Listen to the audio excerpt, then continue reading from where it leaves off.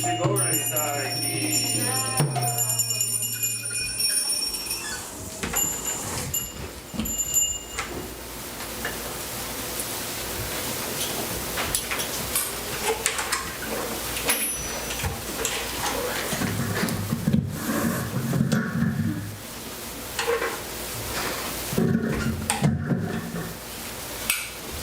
Namo Vishnu Padaya Krishna Prasthaya Bhutale Shrimate Bhakti Vedanta Swami Iti Namine Namo Vishnu Padaya Krishna Prasthaya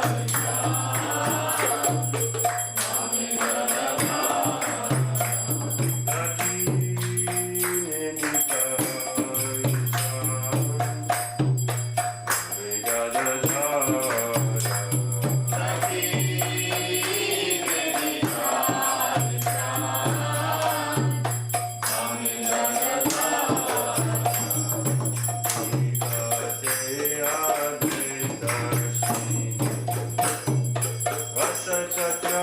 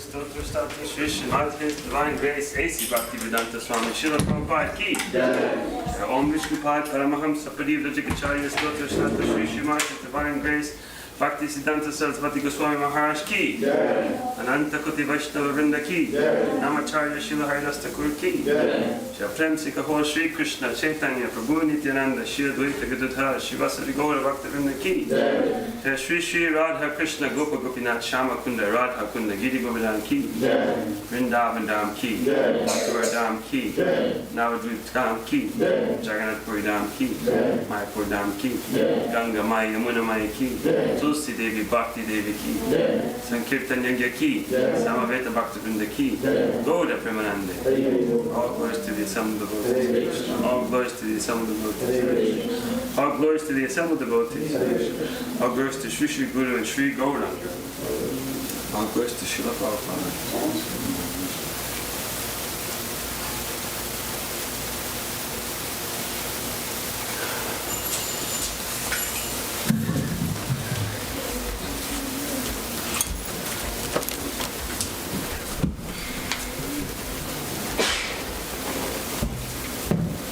Mother's Day would like to lead the share their prayers.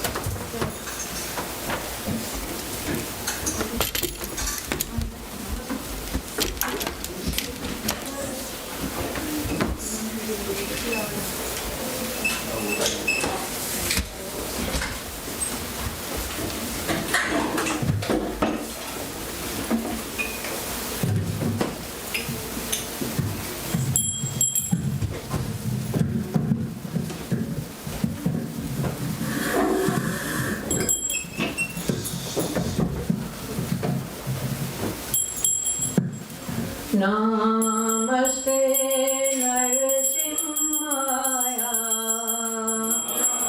Namaste Narasimhaya. Prahlad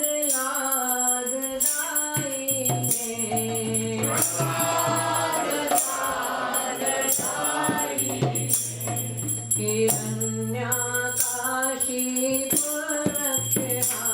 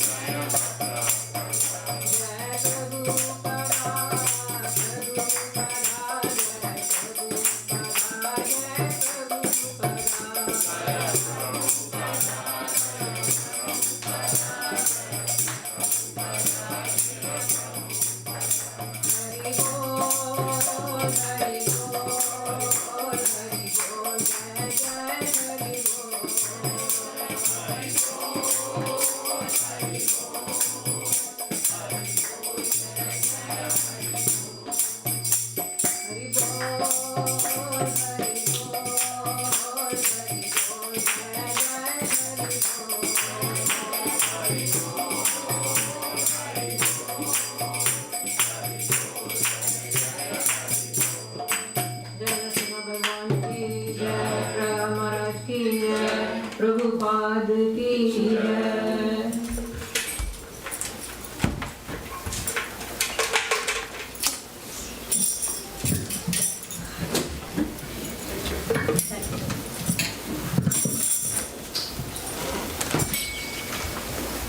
Hare Krishna, dear devotees, welcome. My name is Krshna Dulal Prabhu. I'd like to welcome you all to our Sunday Peace program. Our Sunday Peace program. We're here at the Sunday Peace program. A lot of country. So, I'd also like to welcome our devotees online. We have some devotees coming online too. I'll go over there. Hare Krishna, Mother Ann, welcome. Hare Narasimha Prabhu, Hare Krishna. Hare Krishna iPhone. Lila Mohini, Hare Krishna. Welcome Matthew Prabhu, Hare Krishna. Anusarana, Hare Krishna. Santosh, Hare Krishna. Sunil Prabhu, Hare Krishna. Hare Bol. Ask, is there anybody here coming for the first time? Everybody's been here. You're here for the first time. Welcome. How did you learn of this place here, our program? We just moved to Ottawa. You moved to Ottawa? Yeah, we've been to the Toronto location. Oh, okay, so you're from Toronto? You moved from Toronto to Ottawa? Yeah. So now you live here? Yeah. Wow, so our family has expanded here in Ottawa. That's so nice. Thank you for coming. Hare Krishna. Hare Bol. Welcome. So, we just finished having Kirtan, Aarti, greeting our deities here. Lord Chaitanya, Lord Nityananda, none different than Krishna and Lord Balaram. And it's the third day of celebration. I can see the attendance has fizzled down just a little bit. Because you can only take so much. I think some devotees were saying for Janmashtami, it was something like maybe over 400 plates of prasada, maybe 500 or so that went out. So it was quite well attended. And then Vyas Puja was also, a lot of devotees came up for that too, full temple. Maybe not as many as Janmashtami, but it was quite something. And then today, we have the good fortune of being in each other's association again. So we'll spend a little bit of time speaking about Krishna here. We'll have a little bit of a discussion. I was going to pull up maybe a verse and try to spend more time on giving an update on our temple rebuild front. So we have some plans, architectural draft plans, that I wanted to share with you. That's why we brought the screen up here. And what we'll do is after the presentation, at some point, we're also going to send a digital copy of the plans so the devotees can have a look at it and give some feedback also. It's just one draft, but we'll go over it. I sat in length with the architect and tried to understand all of those drawings and what they meant, different architect lingo. So we'll try to go through that. And then after that, we'll have some more Kirtan, and then Prasadam will be served. So we'll start off with Jaya, Radha, Madhava.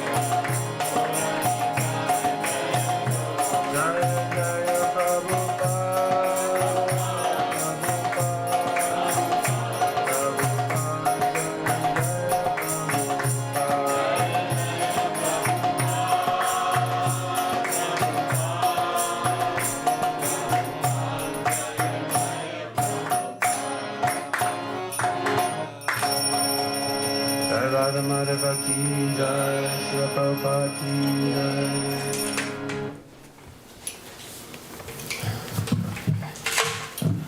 Om Namo Bhagavate Vasudevaya. Om Namo Bhagavate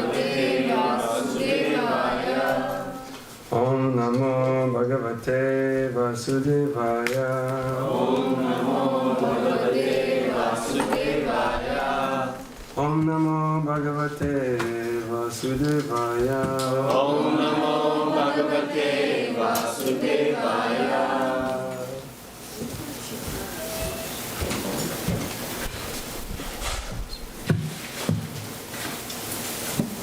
The Prabhupada ki Jaya.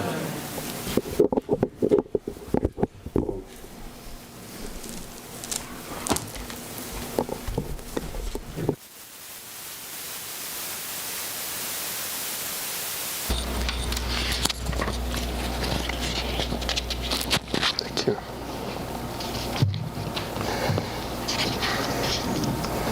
So before we start reading the verse, before I forget, because I have a tendency to do that, I wanted to acknowledge and thank the devotees for their endeavors and their services for the last, forever, but especially for the last, couple of days.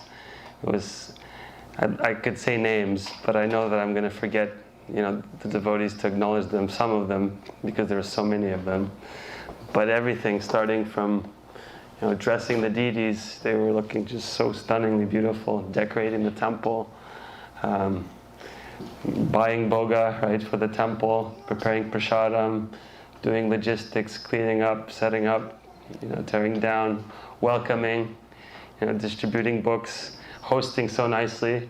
A lot of persons I've heard had a really nice experience just coming to the temple, right, and they were welcomed.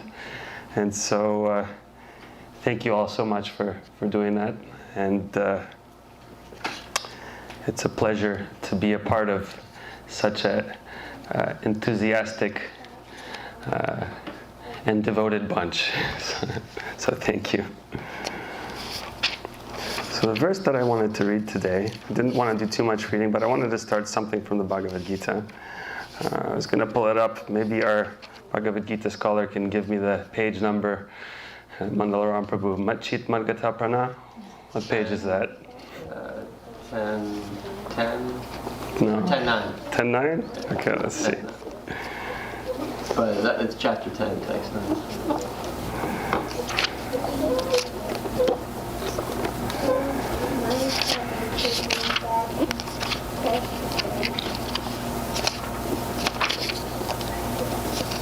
Yep. So, Machita Madgata Prana Bodhayanta Parasparam Katayantas Chamam Nityam Tusyanti Cha Ramanti Cha. We can do the word for word. Machita, their minds fully engaged in me. Madgata Prana, their lives devoted to me. Bodhayanta, preaching. Parasparam, among themselves. Katayanta, talking. Cha, also. Mam, about me. Nityam, perpetually. Tusyanti, become pleased. Cha, also. Ramanti, enjoy transcendental bliss. Cha, also. Translation: the thoughts of my pure devotees dwell in me. Their lives are fully devoted to my service, and they derive great satisfaction and bliss from always enlightening one another and conversing about me. Purport: pure devotees, whose characteristics are mentioned here, engage themselves fully in the transcendental loving service of the Lord. Their minds cannot be diverted from the lotus feet of Krishna. Their talks are solely on the transcendental subjects. The symptoms of the pure devotees are described in this verse specifically. Devotees of the Supreme Lord are 24 hours daily engaged in glorifying the qualities and pastimes of the Supreme Lord. Their hearts and souls are constantly submerged in Krishna, and they take pleasure in discussing Him with other devotees. In the preliminary stage of devotional service, they relish the transcendental pleasure from the service itself. And in the mature stages, they are actually situated in love of God. Once situated in that transcendental position, they can relish the highest perfection which is exhibited by the Lord in His abode.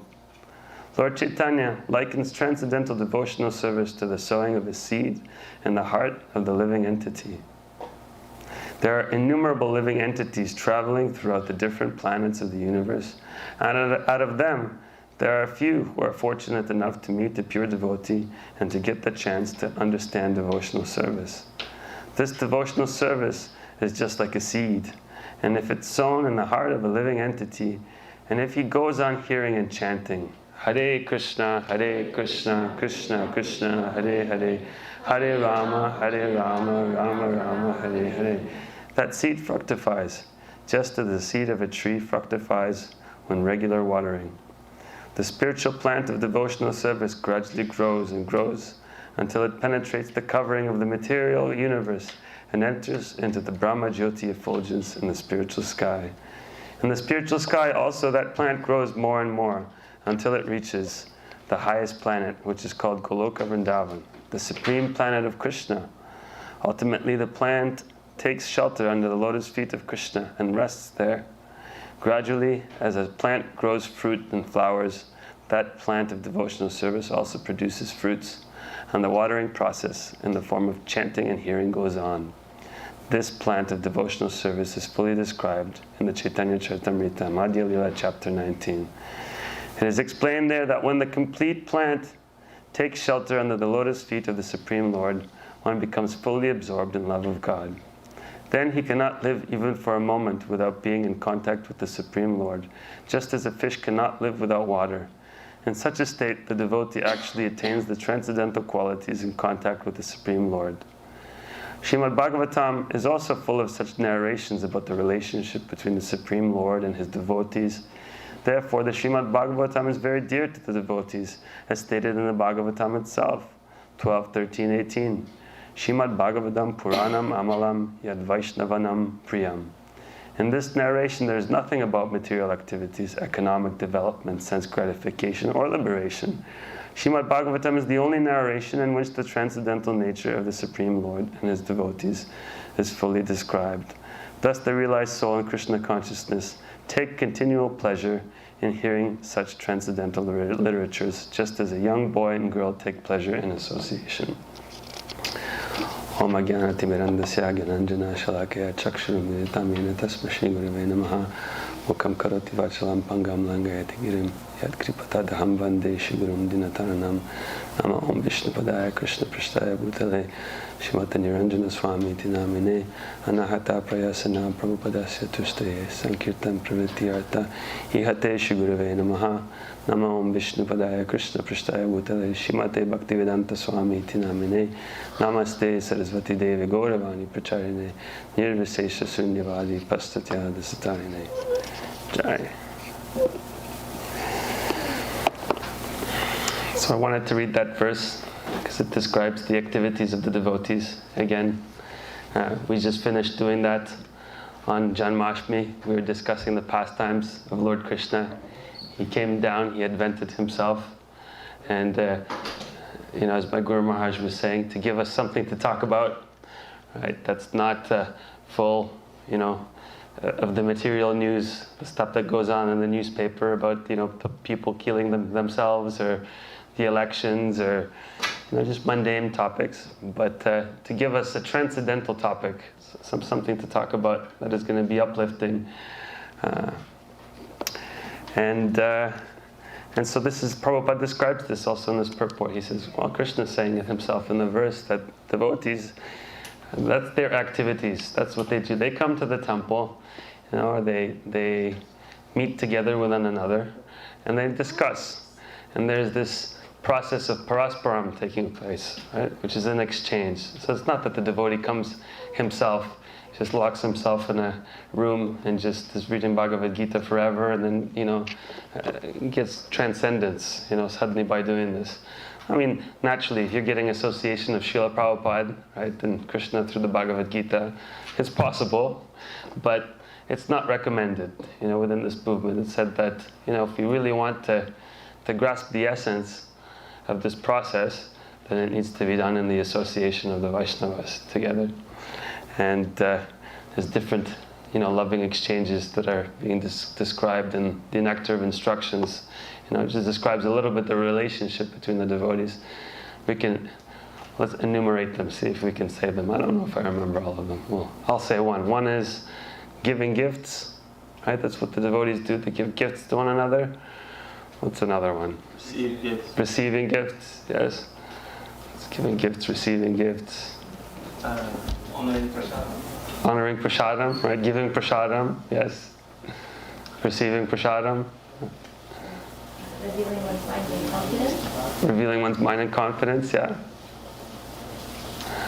What's another one?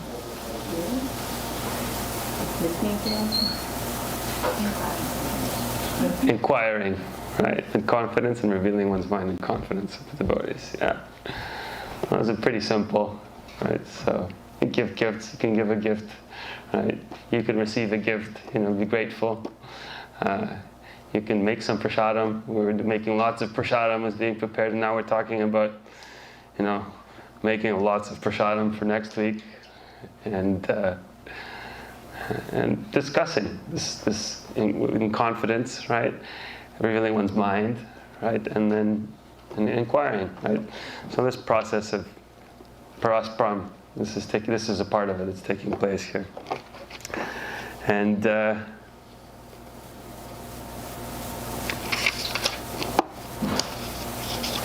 And Prabhupada describes, there's a few stages, obviously. It describes the process somewhat scientifically. He says in the preliminary stage of devotional service, when you start to engage and you make your friendship, they relish this transcendental pleasure from the service itself. It's fun, right? You're doing the service, you're reading a little bit, it becomes a little exciting, you're getting a taste for it.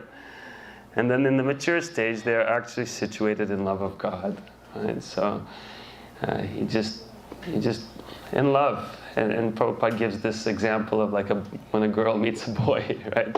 You have this feeling, you can't stop thinking about it. And then my Guru Maharaj was mentioning about how, again, this appearance of the Lord is so special, and he's there in the temple in the deity form, so we could worship him. But those who have the privilege, let's say, of being a pujari and being able to dress the deities, they're there in the morning, they're putting on the clothes, right? They're doing different offerings, and then they go home, right? And they're thinking, oh, I dressed my Lord. They can meditate, I hope he doesn't play too much and, get his knees dirty, right? Because so it really is that personal relationship that's being cultivated through doing that.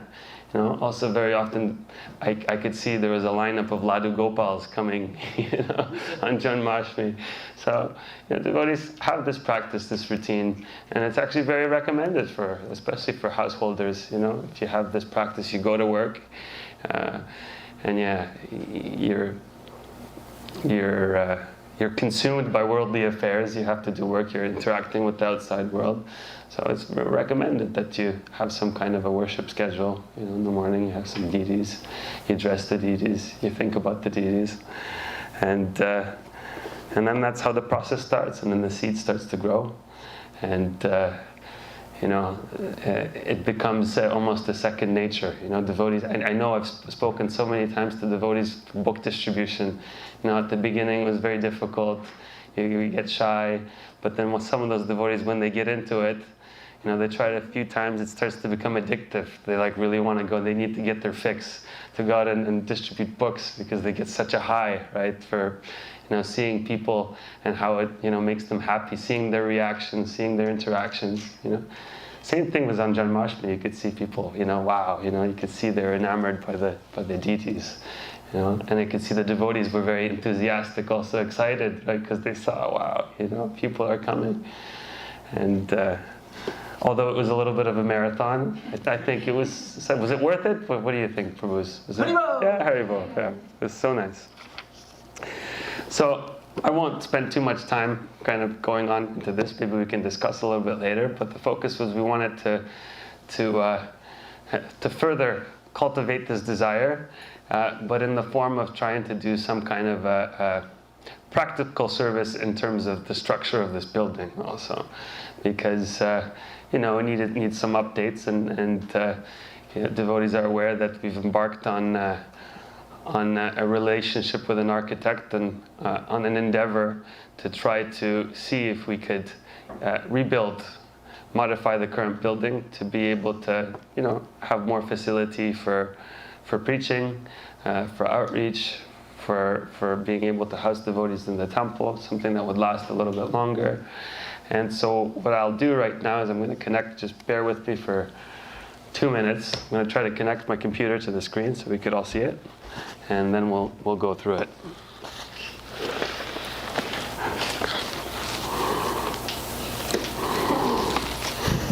Okay, I'll just keep that on then.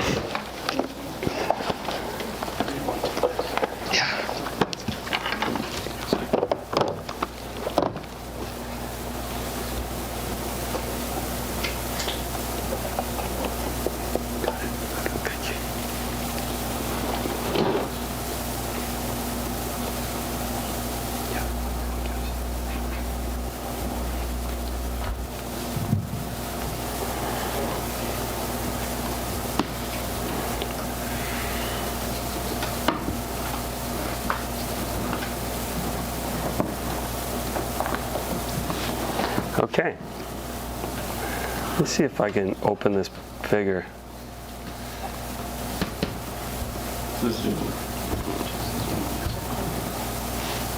Can I just open this as a... Yeah, I did.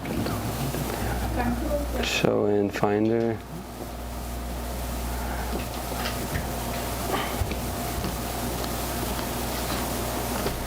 There we go. Everybody see that okay? So come closer if you like to come and see it a little bit closer. Feel free, everybody can move. So if we can click on Command plus, we can zoom. Command plus? Oh, look at that. Got some IT experts. Wow. Very cool. Okay. So we're going to start from the basement going up, right? So this is a sketch of the basement of the temple, or the lower level. And you can see with my arrow, this is Henderson Street. So just that's that street over here. Right here is Henderson. And then on this side is Somerset Street. And this is the basement. This is the basement. So it has stairs. There's going to be an entrance upstairs on this side, but it has stairs that are going to go down here like this, and an elevator right here that's also going to go down to the basement level. And then you're going to enter in here on this preliminary sketch. There's a laundry room / closet for mops, janitorial. And then you enter in the hall here. This is a hallway. You pass the elevator, and you enter into the kitchen area. So there's a machine room, which is going to be for the elevator right here. Here's a garbage room for garbage. Here there's a kitchen. You could see that it has a 6-burner stove here, and then some preparation area over here on this side. Dry storage for flour, beans, the non-perishable items, and a walk-in cooler. And then here's another door to exit the kitchen. So there's 2 doors to enter, one on this side, one on this side. Now again, coming down here again, walking through the hallway. Here we have an accessible washroom, wheelchair accessible. That's a necessary thing when you're building a new build. You have to make things accessible. And then here we have 2 public washrooms. So you could see, got 2 sinks. I'm assuming this is the men's washroom. And then the ladies' washroom on this side. And then so there's a hall that you can walk around. So if you want to go downstairs and you want to get to the other side, you don't have to walk through the kitchen. So there's a hallway that you can just walk through the hallway. And then enter on this side, and here we have a change room. So it could be a ladies' change room, which has a small shower and washroom and a toilet on this side. And then there's a sink, and then there's a place where we can have some lockers. And then on the other side, there's another one for, it can be gentlemen, Prabhus. And then we enter into here, and it's dubbed as a mechanical room / storage, but this would be like a storage room. It could be for books. You're looking about, the measurements of this is about 400 square feet, a little bit more than 400 square feet. So if you would quantify that by the space, this temple room is about 900 square feet, right? Close to about 900 square feet. So you're talking about, about half, a little bit less than half the space to be able to maybe have some books or a space downstairs. Now, some of the terminology in here, it's called mechanical room and storage room, and it might be called apartment 1, apartment 2, or whatever. But those are the terms that we need to use to be able to get the approvals from the city, right? To be able to get a permit to have a specific thing, because there's a permissions here to have only a certain amount of the space, which is commercial percentage, and a certain amount that's residential. But because it is for internal use, we can use it for whatever we want to essentially use it. But when we're presenting it to the city, those are some of the terms that are there. So we have a mechanical room / storage area. And now we're going to go to the next level. So that's, how do I do that? Arrow? Okay, here we go. Okay. So this is the ground floor. So you have, again, this is Henderson. So as you can see, there's quite a bit of space in the front before you enter. And here we have a lobby, 2 swinging doors. There's a little reception area. There's an area for shoes and boots. There's here, the architect put coats, on this side to have coats that are hung up. Here you enter in, there's a little library / boutique. So it could be an area where, there could be some items kept, or books could be displayed. It could be like a reading room. Here he put a couple of chairs on the side. And then you enter into this area, and the thought is that this area would be Govinda's. So here we have a little takeout space.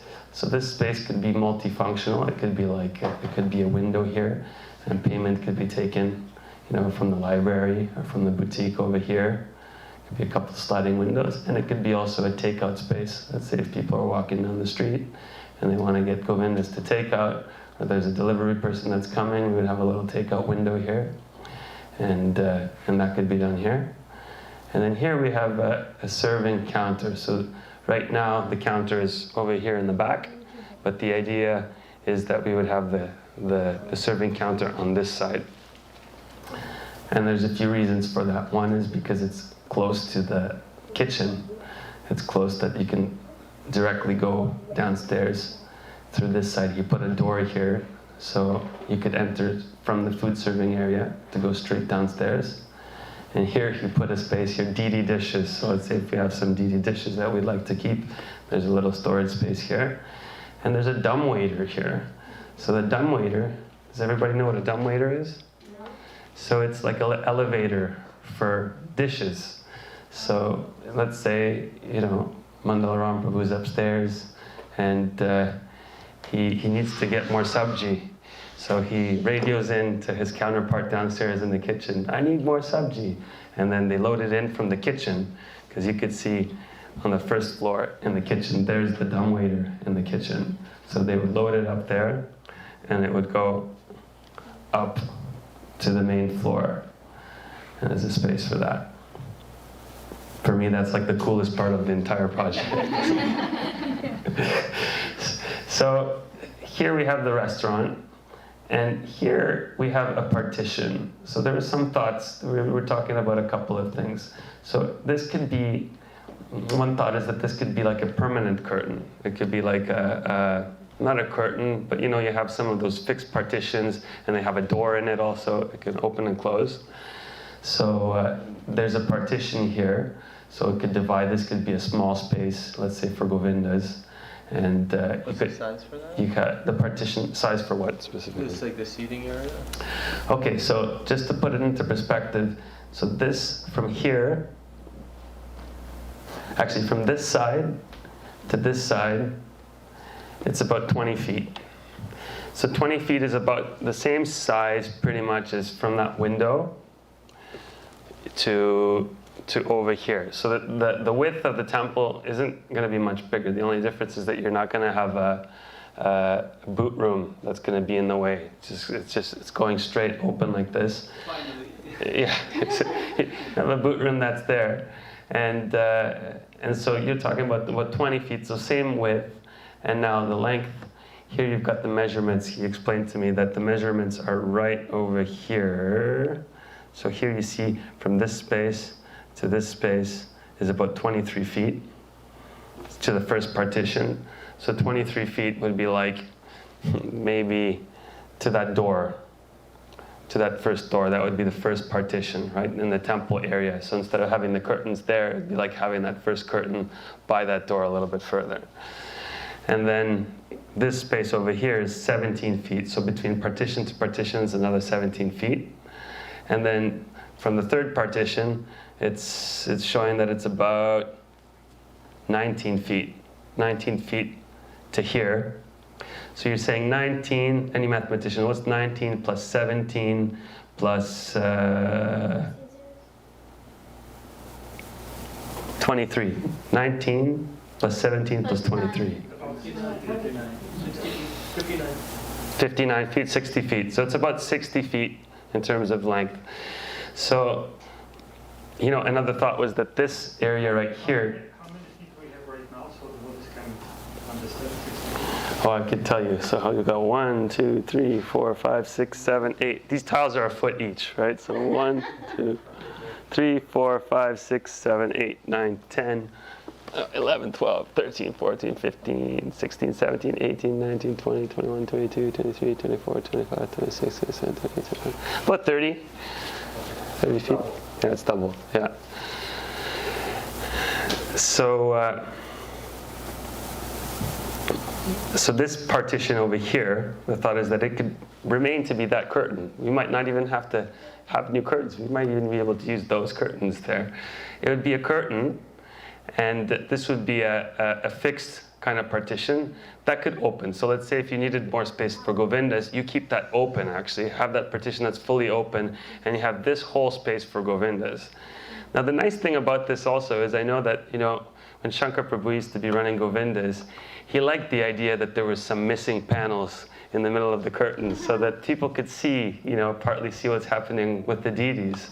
So there was a thought of keeping it the way that it is, having a curtain, nice curtain that's there, but persons that coming through Govindas, they could have an ability to come on in, right, and be able to see the deities, get a tour and see that.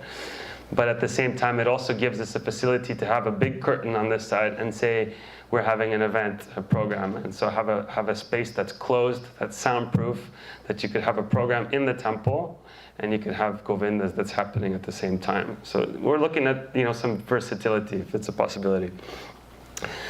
So those are some thoughts. And then on this side, he just introduced a little bit of a landscape idea. So he's got some bushes here on this side and a patio space.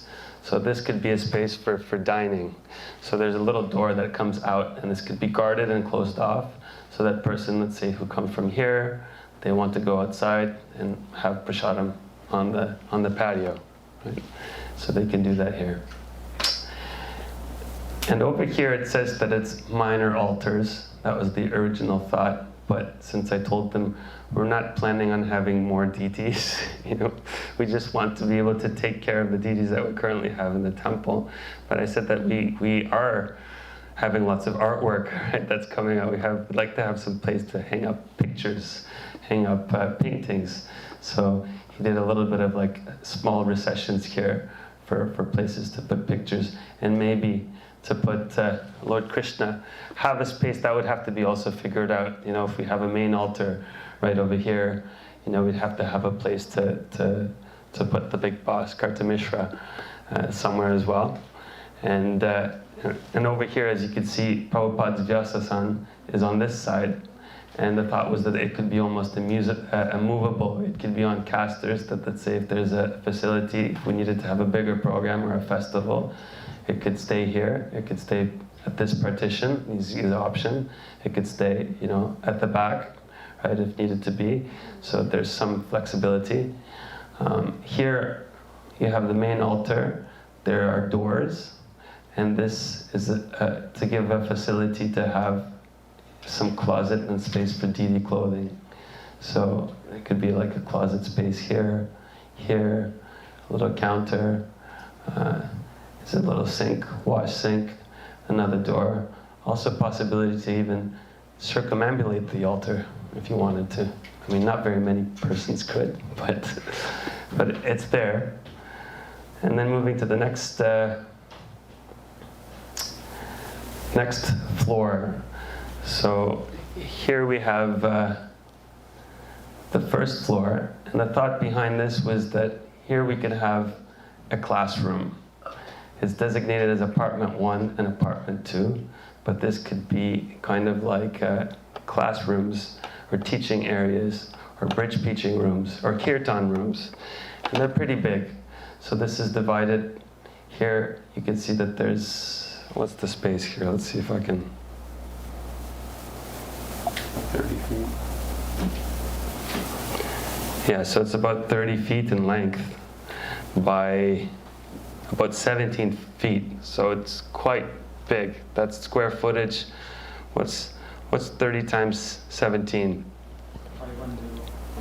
500? 510? So that's a lot. Is that a lot? About half. Yeah. And then, you know, it could also be designated as a classroom. It could be an apartment. So there's a little bedroom. He put a small space on the side. There's facilities here for cooking. There's a sink, refrigerator. There's a washroom with shower. And then there's a second one. Right? So same idea. There's 2 classrooms. If you have 2 events or 2 activity rooms or 2 apartments, there's that versatility that's there. Now, because of the fire code, you have to see, you're looking, wow, there's a lot of hallways in this wasted space, but we need those spaces because you have to have, by code, you have to have enough exits. You have to have 2 exits. And then here, in the design right now, it's open to below. So we're going, as you can see on the first page, we had an outline here. And you could see that this is the roof, right? So it's 1 tier, let's say 10 feet above. It goes, there's an opening in the ceiling. And so now, on the second one, that opening is there from below, you can see it. And now moving to the next floor.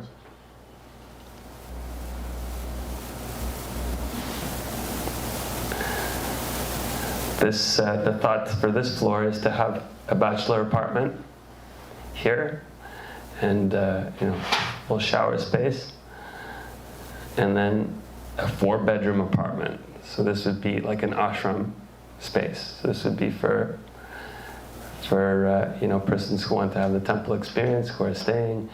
There's a big open area, and then there's rooms, 1, 2, 3, 4 rooms, and there's 2 bathrooms, both of them with showers. Originally in the first design there was only 1 bathroom, and we were thinking that's not going to work, right? You need more. So there's 2 bathrooms here, and you can see from the top on this side the dome is getting a little bit smaller. This is actually the top of the roof, right? So this is on the second floor. This is where the spot, there's a skylight here. This is a skylight. This is where it opens. And there's a little space, walking space around for maintenance. There's some bushes and plants here on this side. And now we're going to go to the next. Pretty much the same as the second floor. So this is another space. This could be for Prabhus. You have another guest room or a bachelor apartment. Then you have a 4-bedroom apartment.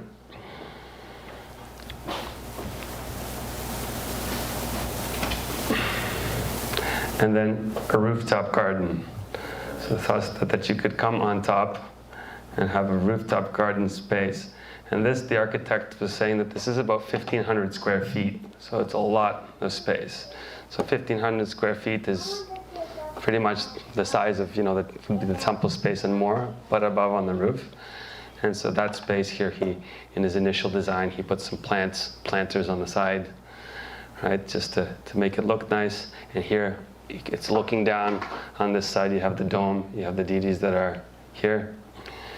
And now we're going to have some 3D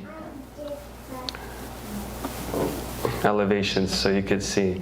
So this is looking at the building from that side.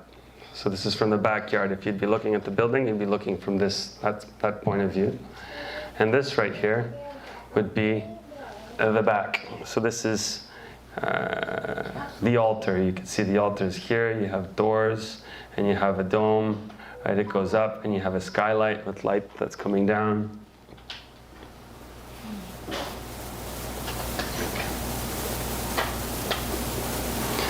So this is a different view.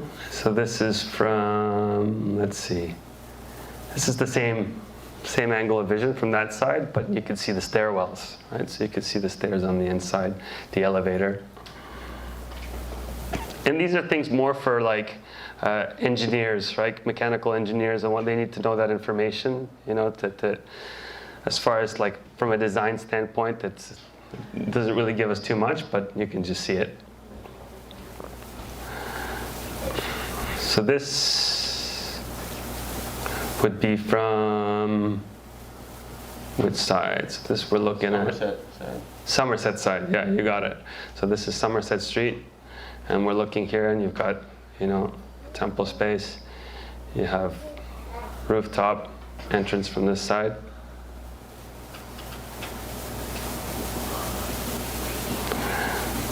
This is from Henderson's side.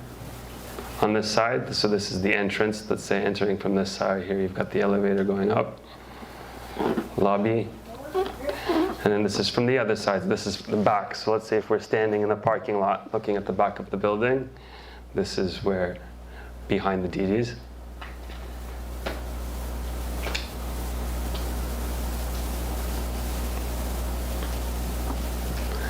This is from, again, the back. And you can see there's a little kind of wainscoting or something that goes around. So it's just a design on the top and the back.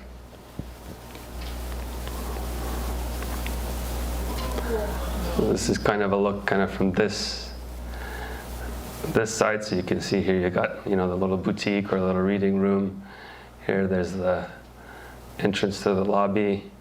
Here you have a little patio that could be set up on this side. There's that entrance. Here's the Govinda's takeout window. You know, the glass for the elevators going up. You've got your rooftop garden on top. Got a little shrubbery here on the side.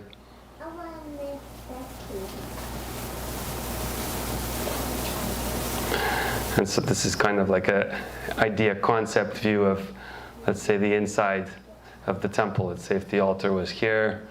You know, some thoughts that here's the skylight. There could be windows here. I mean, it could be anything. There could be windows down here.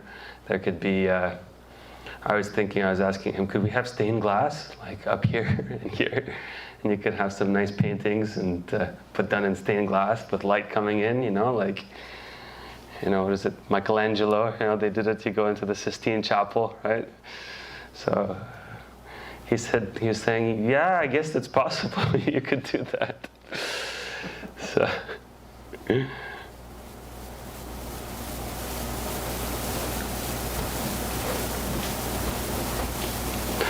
Okay, so that's it. That's basically really just like a first draft, and it's not very much in detail. So, you know, when we were speaking about initially having like a 3D view of what would be like inside of the temple, this is not it, right? So this is just a really simple draft just to get ideas and get things together. There's still, I'm sure, going to be some changes that are going to be happening, but it's a concept. And then once we get to something that seems good that we can run with, then we can go into the details. You know, the architect Dinko was saying that he could get a hold of Mother Anandamayi and get her to send some pictures, you know, copies of the pictures, and he could, you know, superimpose them in the building, you know, with some persons that are here and there. So that'll be also part of the process. But essentially, at this point, what I'm going to do is I'm going to send this out so you can have a look. And what we'll do is we'll take some comments and some emails, and we'd like to hear, there are things that may come up that, some of the devotees who are looking, that we missed it, right? That makes absolutely no sense. What about this? What about that? So that's going to be the process of, figuring that out. Another thing that I didn't really get to is, but I know a big concern was also entrance into the temple. And if you look on the main floor plan here, there was this concern that, the main entrance is on this side, so anytime somebody wants to come into the temple, they have to go through Govindas, right? Or anybody sometimes wants to, come to the temple, they have to go through Govindas one way or another. So here, the architect was saying that what we can do is have an entrance. There's enough space on this side to be able to have an entrance just to come inside the temple, and there could be a door here. And he says we can make a little shoe area here, so those persons who are coming into the temple, you can come directly through here, go down into the kitchen, you could come into, that's why this partition, idea of the partition being here is there, because you could enter into the temple without disturbing activities that are happening in the restaurant also. You have it through the patio too, and then entrance through the patio? Through here? Yeah, I guess you would have to put a shoe. Yeah, see, that's we were talking about patio entrance, and that was one also conundrum, was because it's like, as soon as you have entrance breaking up in the middle of the temple, then you have shoes. And then where do you put the shoes? I mean, how many shoe areas can we take? Initially, we were asking, why can't we just put a shoe area out here and have an entrance that comes in, to Govindas and then to the temple space? And we can't because of the setback rules, right? So and we're limited. And if we do put a lobby here and have it going entrance in here, then we eat into the main area, right? So then there's less space that's going to come in further over here. Now, I mean, it's possible for us to get some variances from the city. This is pretty much a sketch and a design that would be really acceptable. So, Dinko, he was looking at it and he was just, based on the current zoning and guidelines, this would likely fly. We're going to have to go to the next stage, which is speaking with the city and just getting the permissions there. But anything extra, it would require variances. And a variance has to have a pretty good reason, right, for them to grant that variance. We can't say something like, well, we want more space, can you give us a variance, right? I was joking, I was saying, we could tell them that it infringes on our religious freedoms. That's why we need a lobby space. And he was saying, no, I don't think that's going to fly. So, I mean, it's true in a way. But so those are some of the we're in a box, right? So there's only so much that we can do. We don't have, 50,000 square feet, right, to work with, right? So we have to decide. It would be great if we had, 50 feet to go all the way around the temple, right, and circumambulate the deities and, have a massive restaurant, have a huge, temple space too. But given the fact where it is, the location is amazing. It's fantastic. Those are some of the things that, yes. Also, parking is a bit of an issue. Parking here, according to the current zoning, we can't have any parking on site, which is a big problem. And however, it's possible for us to do like an unofficial parking. Actually, the current 2 parking lots that we have here, they're not official parking spaces. That's why you'll notice everybody wrecks their car when they leave the temple, because there's a lip. It's a sidewalk lip. So they're not like legal parking spaces as it is, but it's been like this for many years, so it's grandfathered. It's possible for us to see if we could, get a loading zone or a 15-minute waiting space, right? So that could be another way for us to get, 2 or 3 parking spaces.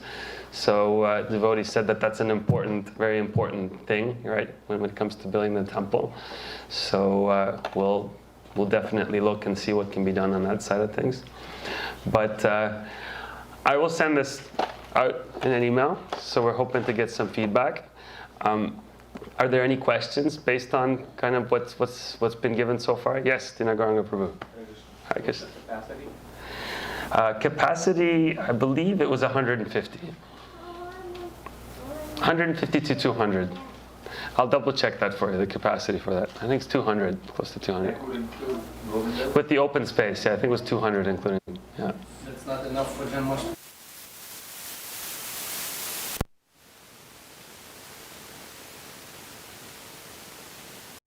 we can have an overflow room upstairs. Exactly. And then set up a TV or something, but there has Yes. Or be on the roof. Yeah, so that's what I was thinking, like the idea, because we're allowed to have 8 apartments here, right? Up to 8 apartments. But then it becomes just apartments. And I think we need a lot of space for our temple activities to take place. So instead of trying to pack it in and have 8 apartments, we're thinking let's settle with 6, but make 2 of them big enough that you could have like an overflow area here. So you can have a class, like a Sunday school, for instance, could be happening upstairs, right, in this space. And for Janmashtami, you could set up, audio visual in here, so people could come upstairs. You could, in 2 rooms, you could have it in both spaces. It's pretty much both of them double up the space that's down here. You could potentially also have a space set up upstairs. So Yeah, it's like a Kirtan party going up there. have a Kirtan party going up there. We'll check and see, because initial thought also with having a roof garden is so we could have a greenhouse upstairs for Tulsi. You have the space there, and he'll have to check and see if you could put a structure on top of that. Have it there. He'll look into that. But those are the considerations for sure. Any other questions, comments? Yes. How big was the kitchen? Let's have a look. And the cooler.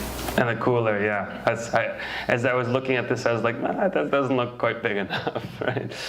So let's look. Zoom in. So from this space to this space, it's about 25 feet. So here you're looking, if you divide that in half, 25 feet, that would be what, 12 and a half feet? So you're looking about, and this is about a quarter. So it's about maybe 10 feet by 10 feet. So it's 100 square feet. Is that big enough for a cooler? I think. Yeah, for a cooler it's big enough. How big is our current cooler? I don't know, but it's not 10 by 10 for sure. 10 by 10? 10 by 10 is like a shed, and that's sufficient. Yeah, so 10 by 10, you'd be looking like it's like a quarter of this room, the size of a fridge. Yeah, it's sufficient. It would be nice to I have. think we have to keep in mind that this temple is not going to accommodate, thousands of people coming. This is supposed to be a preaching center, as it is designed on that. If we have a situation that we have like 1,000 people coming for Janmashtami, maybe we have to build a temple in Barhaven, or maybe we have to build something like this. But that space, I don't think it's for online. But I think that space, we have to understand what it is. Is it preaching, like in New York, I think they have a Bhakti center, yes? So, we need to understand that it's not going to accomplish everything, but that's what it should accomplish, the facility. And also for Janmashtami, if we, it was crazy last Friday. But when you have that space double, when on top of that you have a patio, when you can put the children in the children room upstairs, it's going to really increase capacity. And then organization is another thing that we were not prepared this Friday. But there has to be movement, somebody has to be in charge, that there is entrance, there is exit, not allowing people to, there has to be a movement, it cannot be stagnant.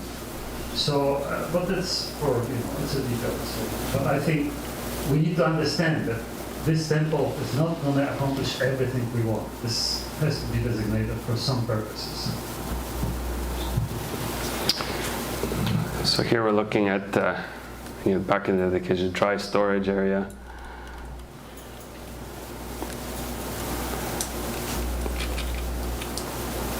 What are those things on the side of the burners? Is those just like prep? I think it looks like prep. It could be anything. It's just a concept kind of design. So we'd have to look into that. So Madhava Prabhu, we'd have to examine it, right? Look at it, and then give some feedback. There's some space on the side. Yes, Vraja-premika. And with, can you rent out the different spaces? So you're saying it could be rented as an apartment, or could be rented for other purposes if you found, you wanted to or needed to? Yeah, so also, the purpose behind also putting this together and having the spaces is considering versatility. We don't know what the economical times are going to be ahead of us, but so we have to be able to have an ability. At some point we may have more senior devotees that are in the temple. We may have some more junior devotees. So we'll have to have a space, right, that can accommodate those different demographics. So he was saying that the design, the way that it's done, it can be somewhat modular. So it is kind of in a bit of like a block space. So we could take a floor, we could take, possibly once we build it and put it together. Let's say we go to this side here. Now, it's possible for us to take this wall out in the middle and have a big space on the second floor. Right? So you could have, double the space. Maybe we won't need to have 6 spaces or 2 rooms. Maybe 1 room is sufficient. Or maybe here, suddenly, we have a family that's coming and that needs to stay here. So we would add another wall and have maybe 2 bedrooms. So it's possible those things can change. And I think we'll be looking at trying to design it in such a way so there's options for us in the future. And, it's possible also, let's say, if we don't have the ashram that didn't come, we don't have 50 brahmacharis staying in a 4-bedroom apartment. Maybe we'll be renting it out to students. We also have students rent out by the room here. That's a popular thing, so that's possible. Hare Krishna. Hare Krishna Prabhu. Is it feasible to have a musical room like for new devotees to learn harmonium, kirtan, mridangam? Sure. I think that could be the room on the second floor, right? We have 2 rooms, 2 spaces, so one of them can be used for that. Where is yoga studio? Second floor. There's 2 rooms, right, that are there. So. Do we have an art studio? It's on the second floor, Prabhu. Anything else? Swimming pool is on the second floor. Apartment number 2. Yes, Hare Krishna. Could you please elaborate a little bit on what needs to be done to make it real? To make it real? Yeah. Only $2.5 million? That's nothing. It's nothing, but I don't think it's going to be that. I think it's going to be more than that. To be able to understand, the initial thought was if we're going to stick, let's say, without an elevator costs a lot. So talking about like, from what I've learned, it's easy $100,000 just for an elevator. And that doesn't end there. There's maintenance that comes with it. Right? It can be done simpler. But let's say we're talking about a base price. If we can raise, I think, $1.5 million to start, I think we're in a good place. I think we can already start. There's a possibility of maybe securing some kind of financing. Whereas as a not-for-profit, and we're a charity, so I found out that you cannot apply as a charity for a mortgage, right? Or you cannot do that. You can, however, have congregation members that will take a mortgage on their own house, take equity out and give it to the temple, right? That's possible, that can be done. That was actually done. It was done? Yeah. When? In the 90s, when the renovation was done in this building, there was 3 devotees that took mortgage, that loan on their mortgage. And they took payment and the temple was, paying according to, the but that was done by the congregation.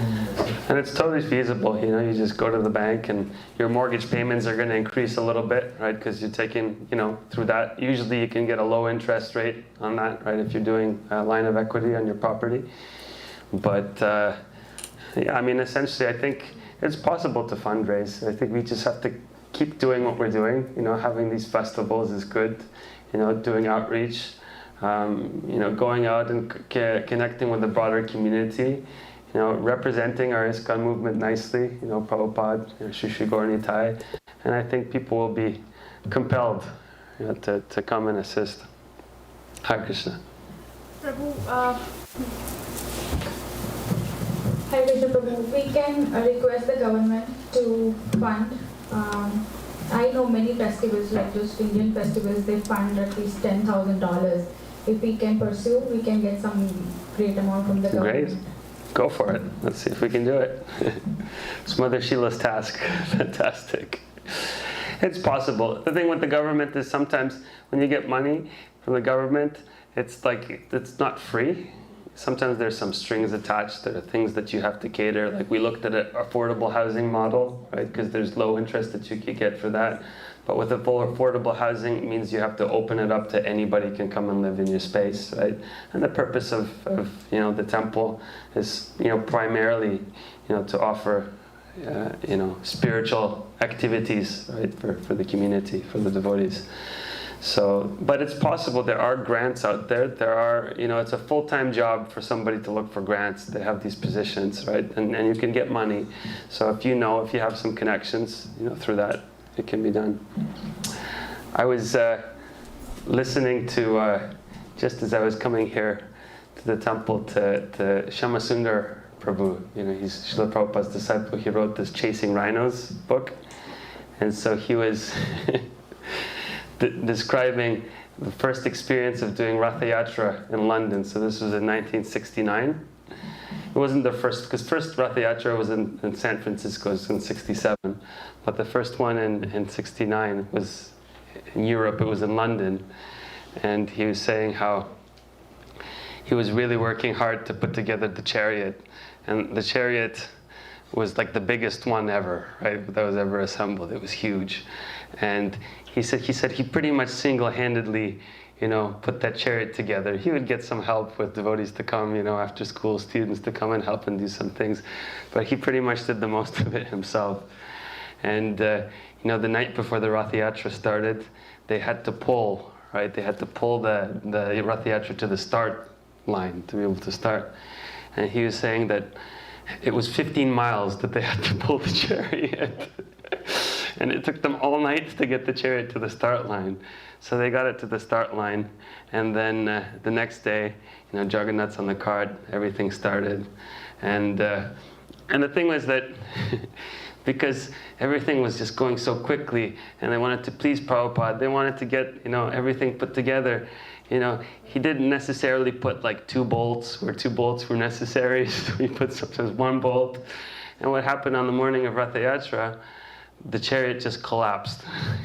The right wheel fell over and the whole chariot went sideways. And then the devotees had to carry Lord Jagannath for the rest of the way, and they had the festival and it continued. But he was saying how it was, I think, in one of the main areas in London, it was the biggest traffic jam in history. Because it was just stuck there. And then, Shyamasundar Prabhu was saying how he was just, it happened, and he just told devotees, he says, you just deal with it, I'm out of here. He took off. And he said, it was one of those first times where he was actually feeling suicidal. Because he put so much work together, and he felt, wow, what happened? And then Srila Prabhupada wrote him a letter, and he was saying that, I heard, that this is what happened, I was looking, and he said, I was very disturbed. I was walking around thinking, oh my goodness.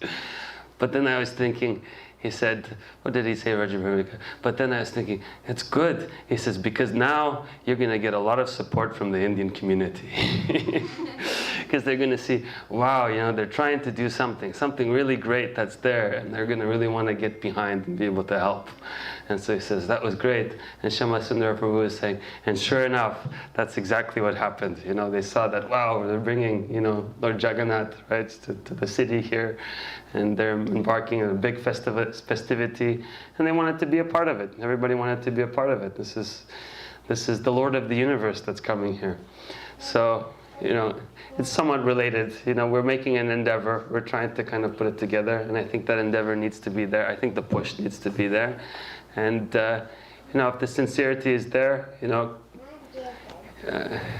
Krishna's consort is the goddess of wealth, It's all there. If funds are necessary to be there, Krishna can make it happen, right? If he sees that the desire of the devotees is strong, right? To try to put it together. So, any other questions, comments?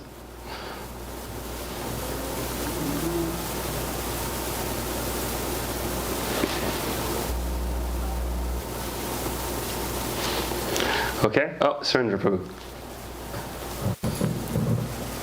As Prabhu just said, that it was crazy around Janmashtami. So, I don't know what exactly meant, but I was praising devotees or unmanageable or what. So all the above. And so I'm just, are we discouraging devotees not to come, or how we are going to deal with this on a Rath Yatra because saying craziness might be there. So what is the message? It's being out of this Janmashtami, so that we just keep it coming in. What will happen? But what do you think, Prabhu? I don't know. I'm just a spectator. What message did you feel was given? On Janmashtami? Yes. But it was very pleasing for me to see so many people. At least one person I talked, and I was very excited to see so many. Yes. And that is one of your main persons. Is so many people here. Yes.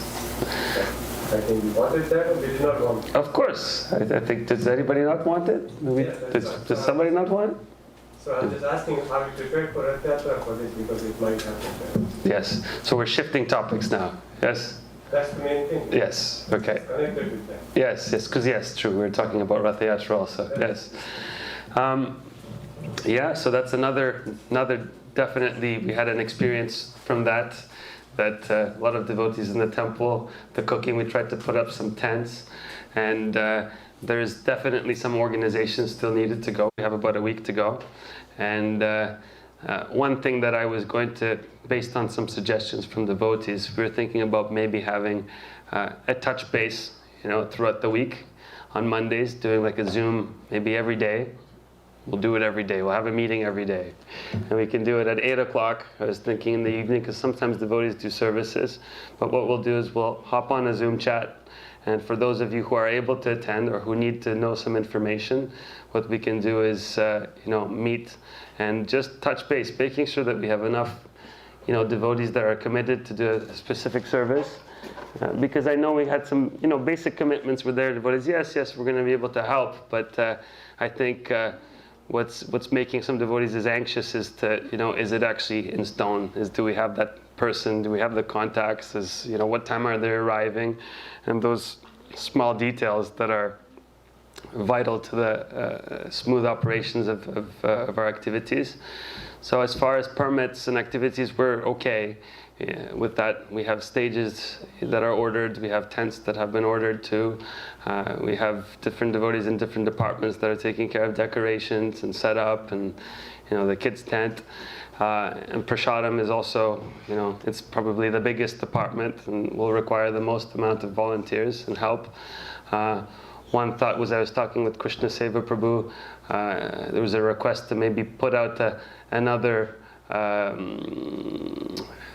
a call for volunteers to maybe sign up to come and help with specifically the Prashadam on the day of, whether it's for cut up in vegetables or having some help to also even relieve some of the cooks, that get tired because it's a whole day. If you have 4 or 5 cooks in the kitchen, maybe some other devotees can come in and do a second shift and they continue to have that kind of a backup, because we also don't want to overburden and burn out the devotees who are in those important roles that are there too. So these are things that we have to talk about, and I think we can continue that conversation perhaps throughout the week. Afterwards we'll have Prashadam, so whoever devotees are here, we can also connect with one another and do that. So, but it's very important that we had some experience, and we should see how we can serve nicely. Manpower, yes. Yes. Yeah. Any other? Balkrishna Prabhu. So, one thing I just remember, I was keep forgetting this one. Did we get approval to put those tents on 26? That needs to be found out still. So that's our task, to find out with the city on Monday. So we're talking with Matthew Prabhu. Rental person have been agreed to put on 27. Okay, he can do it the night before. That's good to know. That's very good to know. Because Thank you. it will help in everything, decoration and everything. So anyhow, tomorrow he is coming. Yeah. So it would be good if a few more devotees can, like tomorrow Yes. he will be there on the site. To look at the site, sure. At 5 o'clock? Yeah, 5 okay. o'clock. So I think it will be good if more devotees will be there, because he will plan here how he is going to put the tent and everything. Yes. So, yeah. So it will be good. So if more devotee will be there, then we'll have a a pre-planned kind of thing. because he will be there and then he will come directly on that day. So Great. it will be helpful. That's great. What time tomorrow? 5 p.m. Yeah. And one more thing I was thinking regarding this temple, like if we also keep like other deities also, like Radha, Krishna or Jagannath, let's say Jagannath, like because we are going to organize Rath Yatra maybe every year, so every year we have to bring Jagannath from Montreal, so if we can have our own Jagannath, so like rather than bringing from every year from Montreal, like we can have our own Jagannath. And also for Radha Krishna deity will be, I think it will be very helpful to take donations from Indian community, because most of the devotee, like most of the Indian people, like it was the mercy of Prabhupada who for Indian people that we got the we became familiar with Gaur Nitai, but like most of the people, like we have to preach them. We have to preach them. Yes, even I was not knowing before coming to ISKCON about Gaur Nitai, and since my family they are very much in in philosophical and even my grandparents also, we talk so much philosophy. But I was not knowing, none was knowing what is Achintya Bheda, because we were there was a discussion. I remember in my childhood, so many Advaita, but Gaur Nitai, philosophy we haven't. I haven't listened before coming to ISKCON. So I think we have to think maybe if we want to maybe on the. I'm not sure. Well, our challenge is, I think everybody would, nobody would disagree that, wow, it'd be nice to have a space for Radha Krishna and Lord Jagannath, but we're very confined to what we can fit in this small footprint. And so we can't have everything, it's just there's no physical space. Like if you're talking about 20 feet width, they would be butting heads together to, Here we can put 3 altars, small 3 altars. Well, that'll be definitely a DD department. We could build an altar and see what happens. It's possible. Yes. Service will increase tenfold. Yes. Well, it's true. And after 5 years, we need another temple. Yes, Krishna. Offerings and all. Yeah. Which Krishna Seva Prabhu. Yes, just to add, to answer this question, that maybe it's not about the building, it's about having pujaris, qualified devotees to serve, because even now as we have shortage, right? But that's true. Radha Krishna and Jagannath Lord of Subhadra, we need to raise more devotees. Yeah. Initiated. More Krishna will take initiative. Yeah. That's another question. Let's raise pujaris and initiated devotees, and we'll have more deities. I like that approach. Sahil Prabhu. Oh, Mother Anandamaya first had a question. It's okay. Okay. And then Sahil Prabhu. Yeah. I just want to thank you so much, Prabhuji, for mentioning this. That's true. I mean, we're not really even doing the proper standard that we should be for Gaur Nitai right now, every day. So, but one thought is, I don't know if it's possible or not, maybe if we can build like a three dome altar. And then in some of the temples, what they do is they don't necessarily put the deities that they worship there. They, like for example in Vrindavan, they have like Mother Yashoda and they have baby Krishna, for them with the rest to come. They actually have their statues more than deities that they worship. Or you can have just paintings of Radha and Krishna, or things like that. Yeah. So just an idea. And that would be it. Yeah. And in this way, if you have the 3-dome altar, then in that case, if in case sometime in the future there will be enough pujaris, then you will be ready for that. Yeah, that's great. Yeah, so devotees will help in that process. We'll have to design, the altar space, right? This is something that we'll be looking for feedback, how to do it. You'll have the measurements, so you'll see what the space is looking like, so you can let us know. But yes, we'll have to also raise pujaris. how much does it cost to get pujaris? Which money do we need for that? Fundraise. 16 hours. 16 rounds a day. Gallons of blood. Yes. And lots of love. Yeah. So, any other thoughts? Do you have any plan to put the donation box for the public to let them know about the new temple information for the Rath Yatra? Yeah, so we're working on that. Thank you for bringing that up. We'd like to have some information for next week. Hopefully we can put it together. We've been working on a flyer. It just hasn't come together yet. But I mean like a donation box? Yeah, so that the public who will be coming to Rath Yatra, yeah, they will know about that.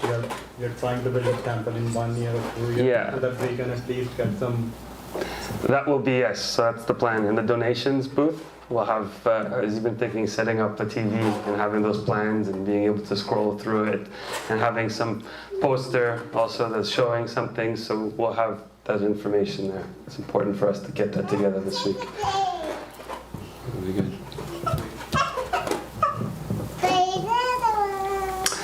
Okay, so it's okay we do some kirtan? Yeah. Can we do some chanting? Jaya. Do some kirtan? Shishigornitai ki Jaya. Srila Prabhupada.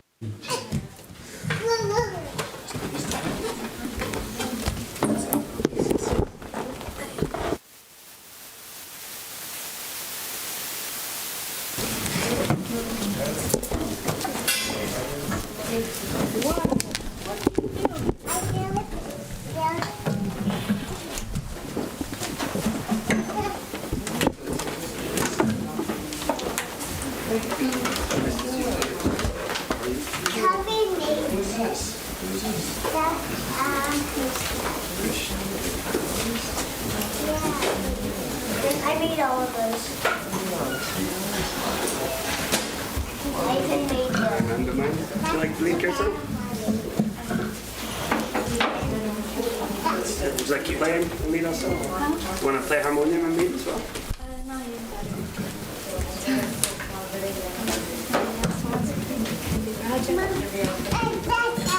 And ask her.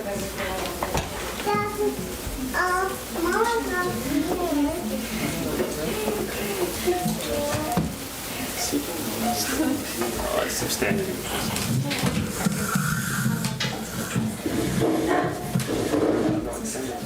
5 o'clock.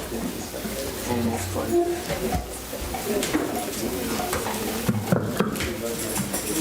Namo Om Vishnu Padaya Krishna Prasthaya